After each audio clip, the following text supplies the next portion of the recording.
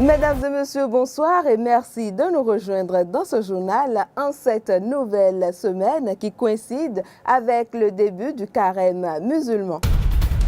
Sur quoi repose le précepte coranique qu'est le jeûne? Élément de réponse dans ce JT. Je suis le plus grand et je l'ai dit avant même de savoir que je l'étais. Sans doute la plus célèbre citation de Mohamed Ali, titre de son autobiographie.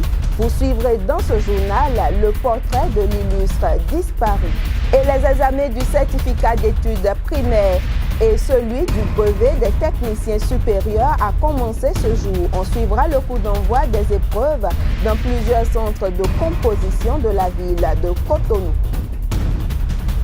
Bienvenue à tous. Le certificat d'études primaires session de juin 2016 a effectivement démarré ce jour sur toute l'étendue du territoire national.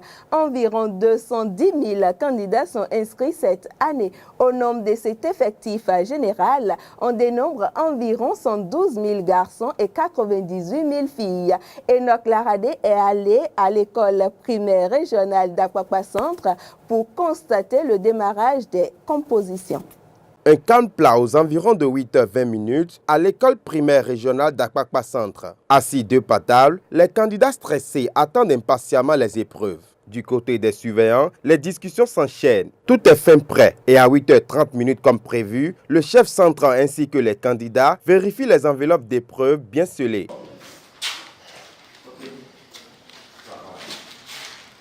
C'est bien fermé? Hein? On n'a pas violé le secret.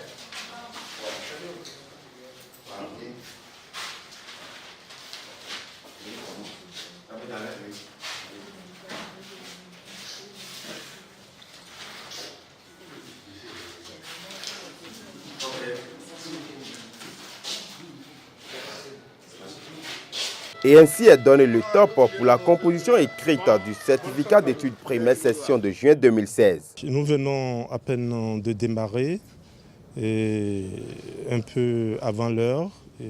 Nous étions au commissariat pour aller chercher le matériel sensible, les épreuves je veux dire, qu'on a réparti par centre et distribué en même temps au chef centre. Et suite à cela, nous sommes revenus au bureau pour aider les chefs centres à remplacer les surveillants absents ou en retard. J'ai une très bonne impression de ce qui va se passer. Je crois que tout ira pour le mieux. Ça a été bien préparé, donc il n'y a pas de raison que des situations soient difficiles à vivre. Aux côtés des candidats officiels, figurent les candidats libres plus ou moins âgés. Isaac Aïvodji, troisième adjoint au maire de la ville de Cotonou, est venu constater le démarrage effectif du CEP 2016 à l'école primaire d'Akwakwa Centre. La chance à nos enfants pour qu'il y ait 100%. Et 100%, même si ça serait critiqué, l'élève qui travaille, il a droit au succès. D'accord, tout est bien organisé. Je remercie le gouvernement qui a bien organisé les examens du CPE 2016. Et si ça peut être chaque année organisé de la même manière, ce serait très bien. Durant 3 jours, les candidats à l'examen du certificat d'études primaires section de juin 2016 planchent pour le compte de ce diplôme. Selon les statistiques, au total 210 111 candidats sont inscrits cette année sur toute l'étendue du territoire national, contre 211 203 l'année dernière, soit un taux de régression de 0,52%. D'un examen à l'autre, les épreuves orales du brevet des techniciens supérieurs BTS ont aussi démarré ce jour sur l'ensemble du territoire national. Esaü TV s'est rendu dans un centre de composition de Cotonou afin de constater l'effectivité du démarrage de cet examen qui fait partie des diplômes universitaires. Abdelkader Achirou pour le point. Ils sont 3116 candidats sur toute l'étendue du territoire national qui ont entamé l'examen national du brevet de technicien supérieur. Ici à Cotonou, au lycée technique Koulibaly, pas d'ombre humaine dans la cour. Il faut pénétrer les salles de composition pour y découvrir des candidats et ici les épreuves ont été lancées avec la bénédiction de la ministre de l'enseignement supérieur. Travaillez avec calme et sérénité, vous allez réussir.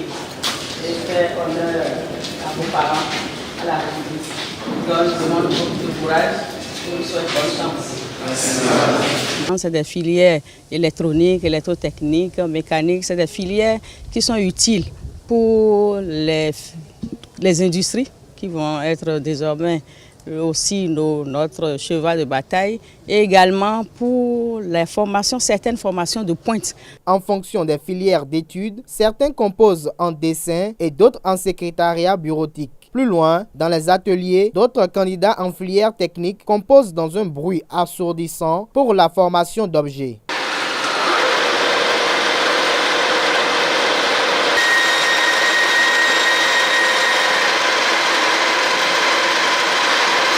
À en croire le chef-centre, aucun cas d'absence ni de retard n'est à signaler. Pour le directeur de l'office du baccalauréat qui a fait un tour dans ce centre de composition, tout est prévu pour un bon déroulement des examens. Par exemple, la série E là, fera 3 jours pour la pratique.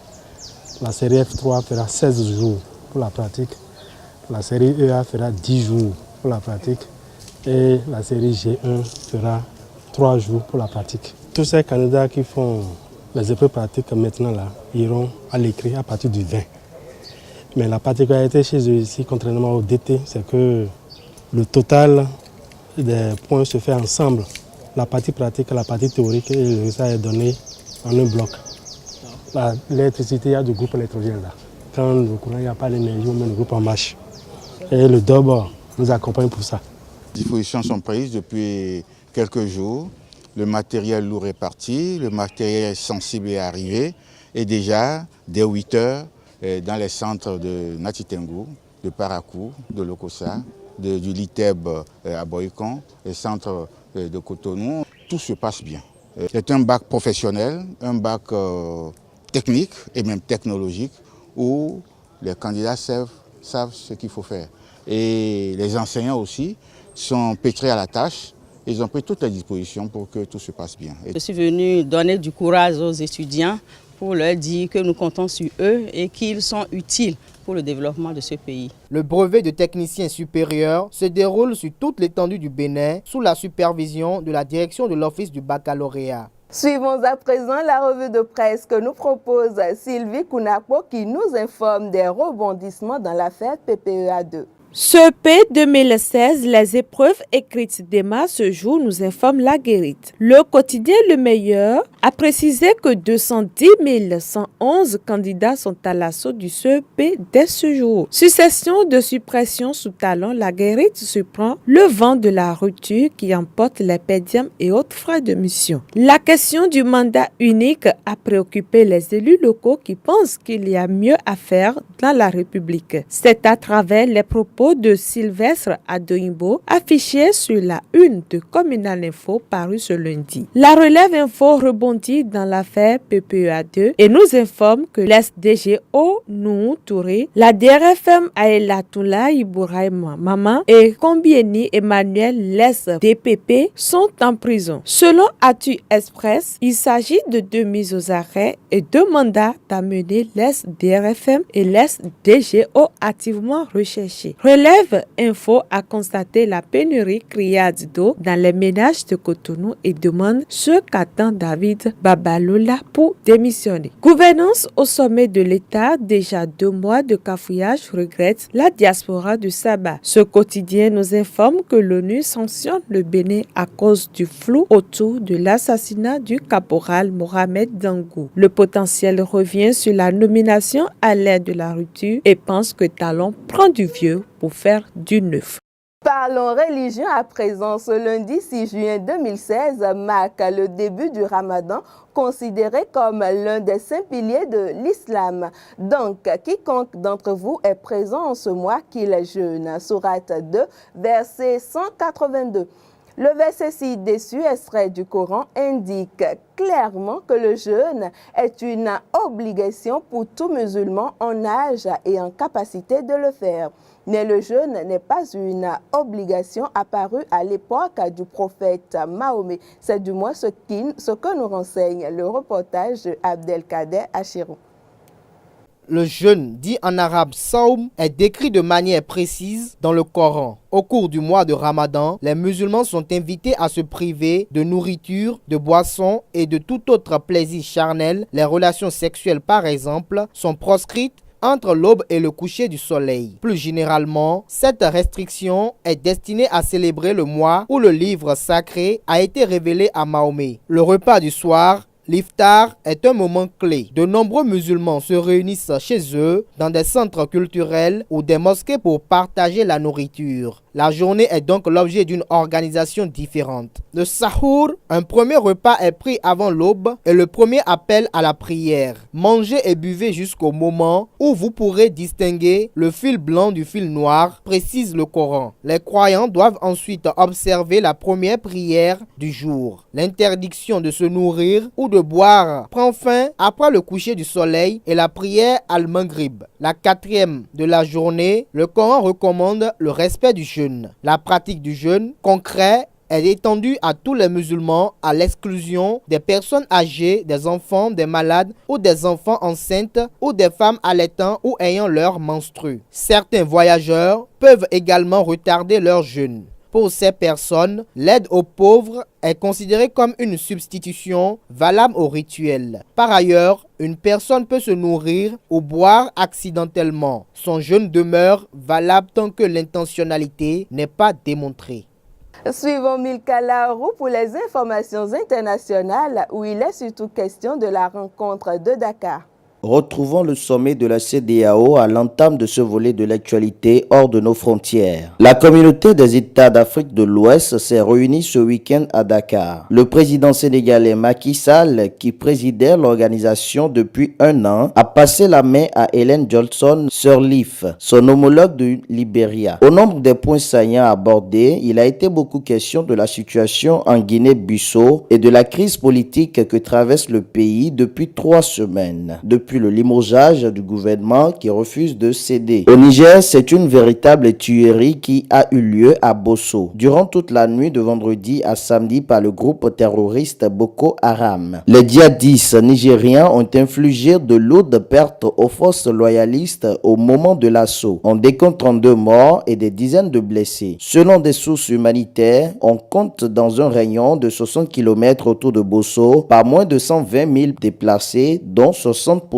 d'enfants. En RDC, les vieilles querelles au sein du M23 ressurgissent après l'annonce par Jean-Marie Runiga, son ancien président, de la transformation de l'ex-mouvement rebelle congolais en parti politique nommé Alliance pour le salut du peuple, ASP. Ce dernier dément l'annonce de son prédécesseur alors qu'après des mois d'impasse, sa faction et les autorités congolaises se sont retrouvées le 27 mai à la même table pour tenter de mettre en œuvre les accords de Nairobi signés en décembre 2013 qui avaient officiellement mis fin à la guerre. Fermons cette page inter par une affaire qui fait mobilisation en France et en Afrique contre la Scofine. Le vendredi 3 juin dernier, les manifestations ont eu lieu simultanément devant les plantations de palmiers à huile et d'EVAS du groupe Scofine au Libéria, en Sierra Leone et au Cameroun. Dans le même temps, des dizaines de personnes ont perturbé l'Assemblée générale des actionnaires du groupe Bolloré à Puteaux en banlieue parisienne. Sur les deux continents, c'est le même mot d'ordre. La fin de l'impunité et fin des expropriations. Les manifestants dénonçaient les conditions d'exploitation des plantations industrielles de la Scofine, la société financière des caoutchoucs dont le groupe Bolloré est le principal actionnaire. Ils ont fait ce qu'ils pensaient juste et j'ai fait ce que je pensais juste, dit Mohamed Ali, célèbre boxeur américain évoluant en catégorie poids lourd. Né sous le nom de Cassius Marcellus Clay, il devient Mohamed Ali à l'âge de 22 ans après avoir rejoint la Nation de l'Islam en 1965. Mort le 3 juin, Mohamed ou encore Cassius laisse derrière lui de belles citations.